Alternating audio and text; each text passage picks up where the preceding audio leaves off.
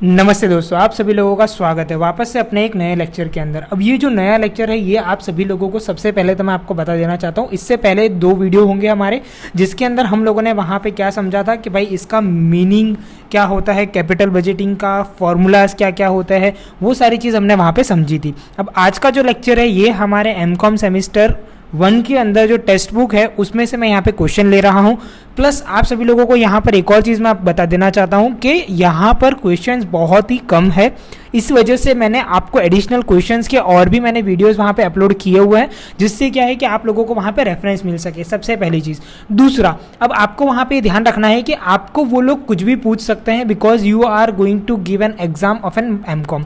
अब यहाँ पर जब अगर आप लोग एमकॉम के एग्जाम दे रहे हो तो आप लोगों को वो लोग कुछ भी पूछ सकते हैं। तो इसी वजह से मैंने वहाँ पर क्या करा है, एडिशनली और भी वीडियोज़ मैंने डाल दिए हैं, जिससे क्या है कि आप लोगों को एक बार इस पूरे चैप्टर का बेनिफिट, या तो आप बोल सकते हो कि इस पूरे चैप्टर के अंदर क्या क्या चीज़ है उन सब का बेनिफिट आपको वहां पे मिल सके। तो अगर मैं यहां पर ये जो क्वेश्चन है इसकी अगर मैं बात करता हूं यहां पे, तो it is an master question of your MCom semester 1, because इसके अंदर यहां पे सारी चीजें इंक्लूड हो जाती है, सब कुछ इसके अंदर इंक्लूड हो जाता है, कुछ भी चीज इसके अंदर से बचता नहीं है। तो यहां पर आप लोग देख सकते हो कि समीर फाइनेंस लिमिटेड जो एक मैनेजर है यहां पर, चेतन कंपनी, वो यहां पर क्या बोल रहे हैं कि ये लोग इन्वेस्टमेंट कर रहे हैं। ये किस चीज में इन्वेस्टमेंट कर रहे हैं? एक प्रोजेक्ट के अंदर, जिसका कॉस्ट जो है वो कितना है, यहाँ पे 3 लाख रुपीज का इसका इन्वेस्टमेंट कॉस्ट है।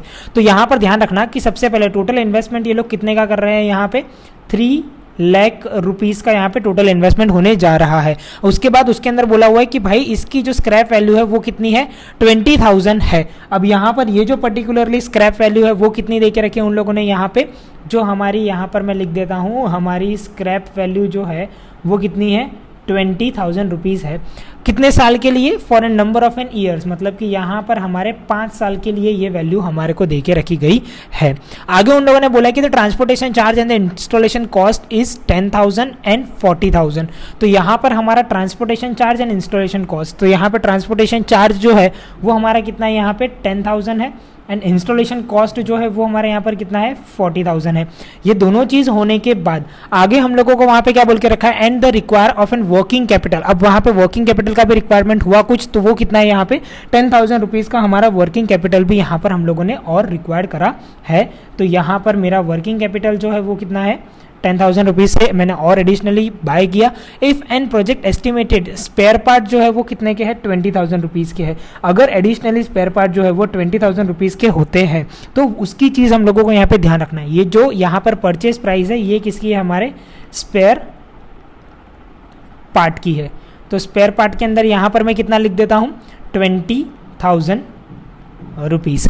अब आगे उन लोगों के अंदर क्वेश्चन में क्या बोल के रखा है कि भाई इसकी जो स्क्रैप वैल्यू है, मतलब कि ये जो हमारा स्पेयर पार्ट है ये 5 साल के बाद अगर इसको भी मैं स्क्रैप करता हूं तो इसकी वैल्यू कितनी हो जाएगी, at 60% of their initial cost, मतलब कि उसकी इनिशियल कॉस्ट जो है उसका 60% हो जाएगी। यानी यहाँ पे ध्यान रखना, ये जो मुझे स्क्रैप यहाँ पे देके रखा है ये स्क्रैप कितना है, 20,000 है, प्लस यहाँ पर एडिशनली जो मुझे स्क्रैप है वो चीज़ भी मुझे यहाँ पे लिखनी पड़ेगी। अब मेरा एडिशनली स्क्रैप मतलब यानी क्या होता है, प्लस मैं यहाँ पे कर देता हूँ मेरा स्पेयर पार्ट का जो मेरा स्क्रैप होने वाला है वो, तो यहाँ पर आ जाएगा मेरा स्पेयर पार्ट का स्क्रैप। अब ये कितना आएगा, उन लोगों ने बोला इनिशियल वैल्यू इसकी 20,000 है, इसका सिर्फ और सिर्फ 60% ही मुझे यहाँ पे लिखना है। तो ये जो 20,000 है ये तो यहाँ पर एज इट इज ही रहेगा, और स्पेयर पार्ट के अंदर जितनी भी वैल्यूज है उसका सिर्फ और सिर्फ वहाँ पे क्या आ जाएगा, 60%। तो 20,000 का यहाँ पे अगर मैं 60% लिखता हूँ तो कितना आ जाएगा, यहाँ पे 12,000 रुपये, और जब मैं इन दोनों का यहाँ पे टोटल करूँगा तो मुझे यहाँ पर कितना मिल जाएगा, 32,000 रुपीज़। अब यही सारी चीज़ों का अगर मैं ऊपर की वैल्यूज़ का यहाँ पे टोटल करता हूँ, यानी कि ये जो टोटल कॉस्ट आती है तो 3,20,000, 30,000, 30,000 के अंदर यहाँ पे 40,000 और प्लस 40,000, तो यहाँ पर आ जाएगा मेरा 3,80,000। तो ये मेरा क्या हो गया, यहाँ पर मेरा टोटल इन्वेस्टमेंट। अब यहाँ पर टोटल इन्वेस्टमेंट मिलने के बाद मेरा स्क्रैप, यानी कि आप बोल सकते हो कि स्क्रैप का जो वर्किंग मुझे क्वेश्चन के अंदर दिया था वो चीज़ भी मैंने यहाँ पे लिख दिया। अब स्क्रैप के वर्किंग के बाद आगे मुझे क्वेश्चन के अंदर क्या कह के रखा है, आगे उन लोगों ने बोला है कि भाई annual revenue of the project estimated it's an 3,40,000 rupees. The most important thing, annual revenue. Annual revenue मतलब यानी यहाँ पर क्या होता है वो चीज़ आप लोगों को ध्यान रखनी है। एनुअल रेवेन्यू मतलब होता है मेरा यहाँ पे सेल्स। अब सेल्स कितना बोला है उन लोगों ने, 3,40,000 1000 रुपीज़ का मेरा यहाँ पर क्या होगा, सेल्स होगा। अब सेल्स में से मुझे यहाँ पर क्या करना है, मेरे एक्सपेंसेस को माइनस करते जाना है। और अगर मैं सेल्स में से एक्सपेंसेस को माइनस करता हूँ तो मुझे यहाँ पर क्या मिलेगा, मेरी जो वैल्यू मिलेगी वो मेरी क्या होगी, PBDT की। इसका जो आंसर आएगा वो मेरा क्या होगा, PBDT, profit before depreciation and tax. अब यहाँ पे वापस से मेरे क्वेश्चन के अंदर आ जाता हूँ, तो आगे उन लोगों ने कुछ बोल के रखा है। हाँ, आगे लिखा है annual labour material and maintenance cost is 30,000, 1 lakh and 10,000। तो ये सारी चीज़ मैं इसमें से क्या कर दूंगा, माइनस कर दूंगा। यहाँ पे सबसे पहले तो मेरा जितने भी एक्सपेंसेस के नाम लिए थे, सबसे पहले मुझे बोला था यहाँ पे लेबर, फिर उसके बाद था मेरा मटीरियल, और फिर उसके बाद था मेरा लेबर एक्सपेंस, या तो आप बोल सकते हो लेबर के ऊपर मेंटेनेंस एक्सपेंस। अब यहाँ पे लेबर एक्सपेंस मेरा दे के रखा था मुझे क्वेश्चन के अंदर 30,000 रुपीज़, मटीरियल जो था वो मेरा 1 लाख रुपीज़ का दिया था, और यहाँ पर मेंटेनेंस कॉस्ट जो है वो मुझे यहाँ पे 10,000 का दे के रखा था। जब मैं इन सबको माइनस करूँगा तो मुझे यहाँ पर कितना आंसर मिलेगा, 2,40,000। और इसको यहाँ पर क्या कहा जाता है, it is my net cash flow.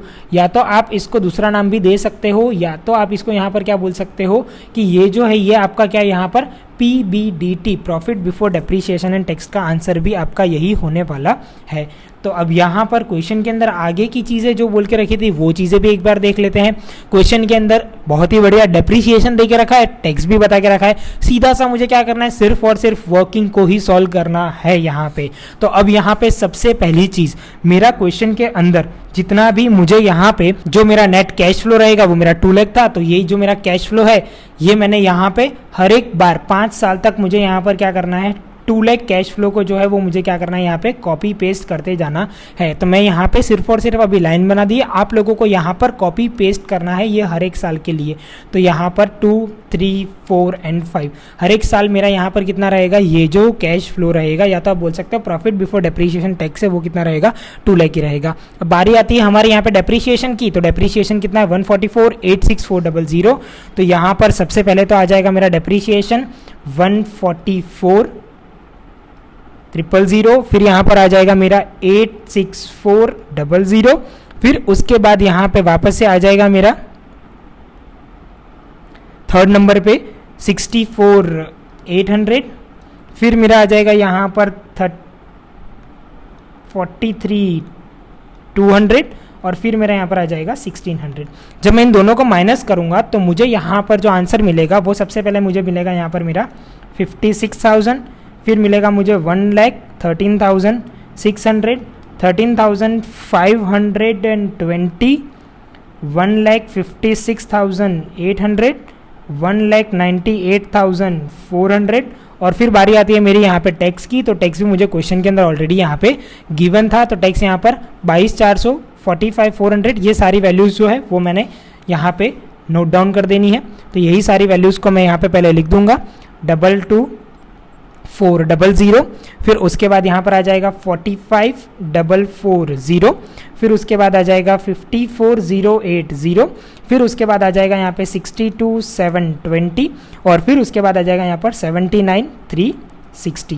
तो इस तरीके से यहाँ पर मेरा टैक्स आ गया। टैक्स में से ये सारी चीज़ों को अगर मैं माइनस कर देता हूँ यहाँ पर, तो मुझे क्या मिल जाएगा, कैश फ्लो आफ्टर टैक्स। अब यहाँ पर कैश फ्लो आफ्टर टैक्स जो होगा वो वैल्यू को यहाँ पर सबसे पहले लिख देंगे हम लोग।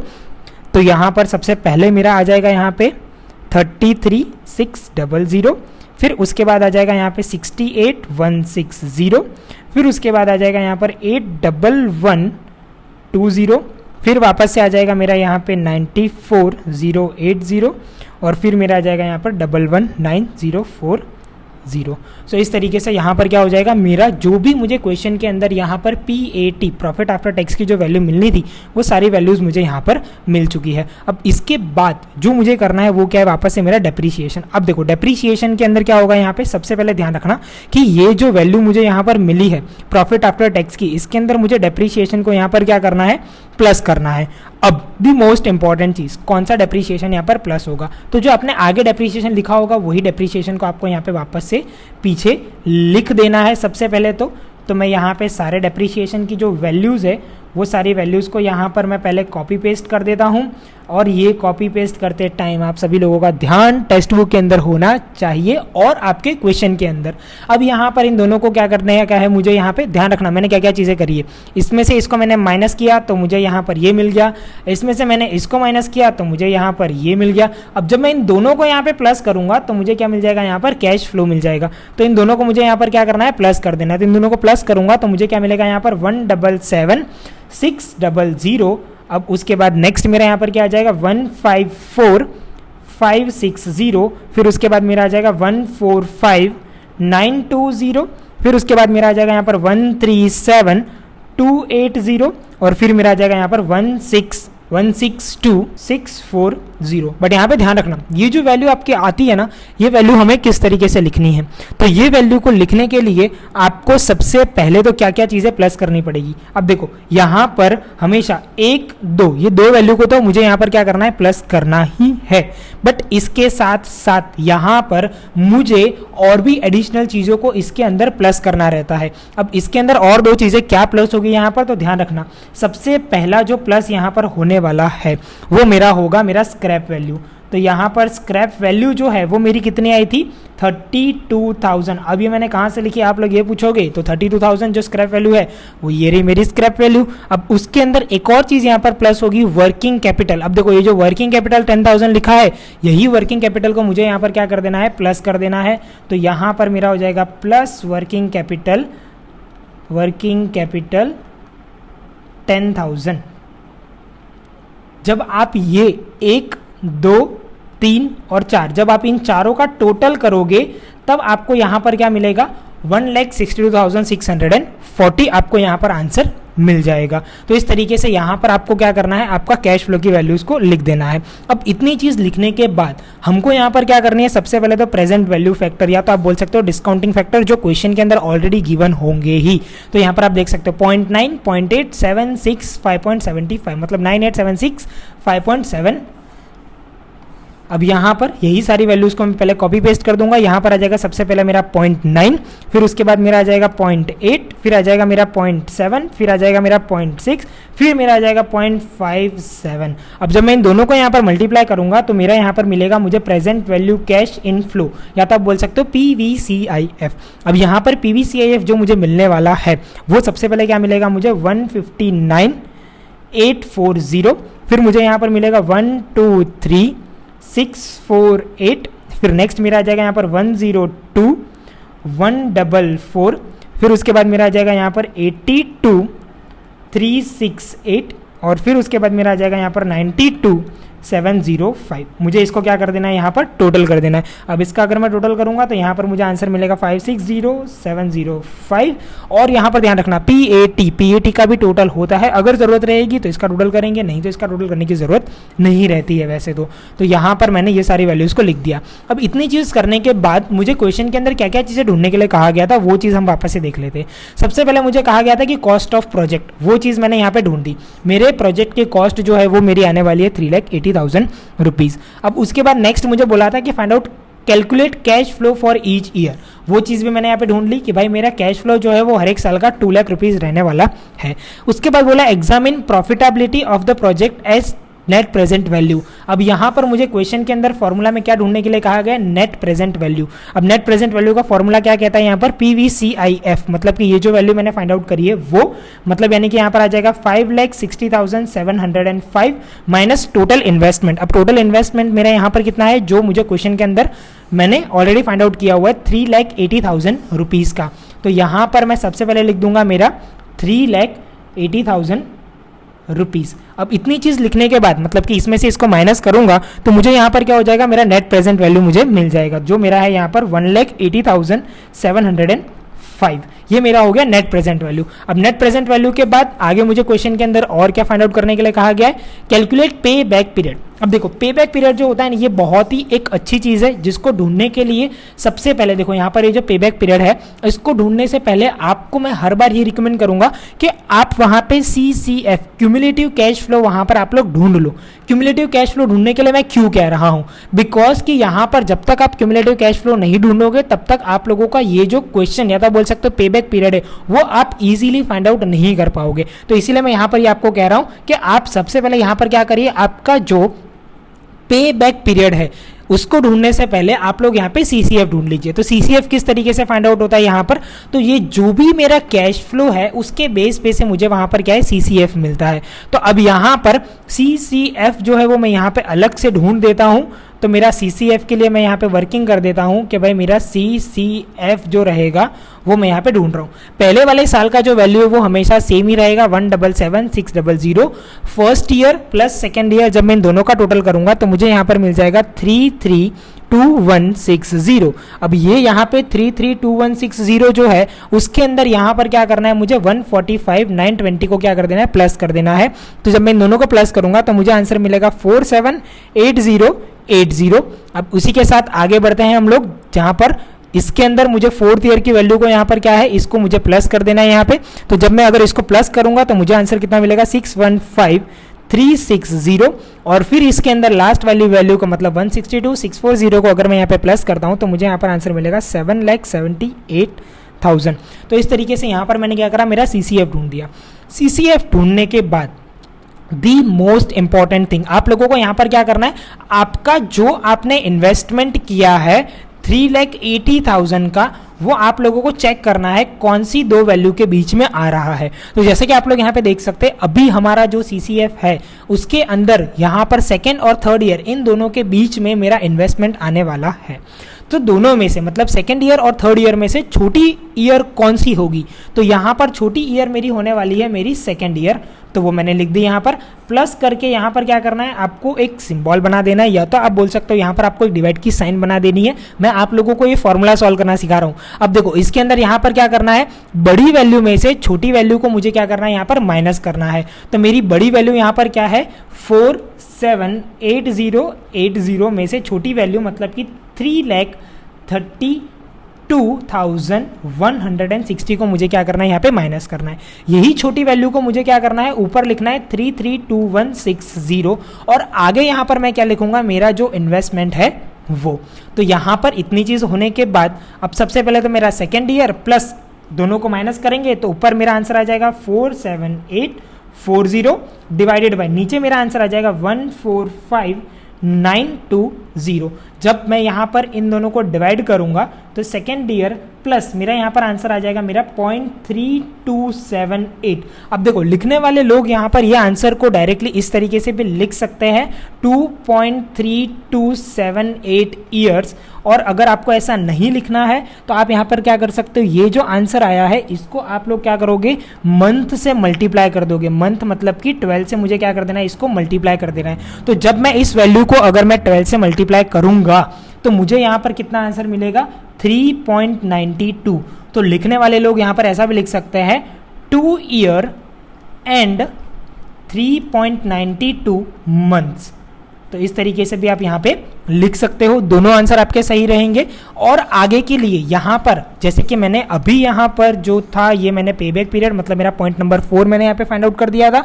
अब उसके बाद आगे मेरा point number 5 profitability index, evaluate the project by it's profitability index. तो यहाँ पर मेरा जो ये प्रॉफिटेबिलिटी इंडेक्स रहेगा, तो मेरा यहाँ पर ये रहा प्रॉफिटेबिलिटी इंडेक्स का फॉर्मूला। तो यहाँ पर प्रॉफिटेबिलिटी इंडेक्स कुछ भी नहीं है, नेट प्रेजेंट वैल्यू जो आप लोगों ने लिखा होता है NPV उसमें आपने माइनस किया होता है, यहाँ पर आप लोगों को क्या करना है, उसको डिवाइड कर देना है। तो मैं अगर यहाँ पर इसको डिवाइड करूंगा तो मुझे आंसर मिलेगा 1.475। तो इस तरीके से यहाँ पर क्या है कि मैं सारी चीज़ों को यहाँ पे फाइंड आउट कर दिया जो मेरे क्वेश्चन के अंदर दे के रखी थी। और हमेशा ध्यान रखना कि जब कभी भी आपको यहाँ पर प्रोजेक्ट सिलेक्ट करने के लिए कहा जाए कि भाई आपको ये प्रोजेक्ट एक्सेप्ट करना है या नहीं करना है या किस तरीके से है, तब आपको हमेशा प्रॉफिटेबिलिटी इंडेक्स का आप लोगों को रेफरेंस लेना, बिकॉज ये एकदम ईजी रहता है। अगर इसका आंसर 1 से ज़्यादा आया है तो आप लोग इस प्रोजेक्ट को यहाँ पर एक्सेप्ट कर सकते हो। So therefore the profitability index, आप ऐसा स्टेटमेंट लिख सकते हो कि भाई प्रॉफिटेबिलिटी इंडेक्स जो है is more than 1, so we can accept the project. तो इस तरीके से यहाँ पर क्या करना है आप लोगों को कि आपके प्रॉफिटेबिलिटी के बेस पे से ही आप हमेशा ट्राई करना है कि आप लोग यहाँ पर जो स्टेटमेंट देना है, प्रोजेक्ट सिलेक्ट करना है नहीं करना है, तो आप वो हमेशा इसके बेस पे से ही करो, तो इसका आंसर आप लोगों को एक्यूरेट मिलता है और फटाफट आप लोगों का स्टेटमेंट भी हो जाएगा, आपको ज़्यादा दिमाग लगाने की जरूरत पड़ेगी नहीं। तो इस तरीके से यहाँ पर हमने क्या करा, हमारा जो ये पूरा एक मास्टर क्वेश्चन था वो हम लोगों ने यहाँ पे सॉल्व किया है। तो मिलते हैं अपने नेक्स्ट लेक्चर में, तब तक के लिए थैंक यू सो मच।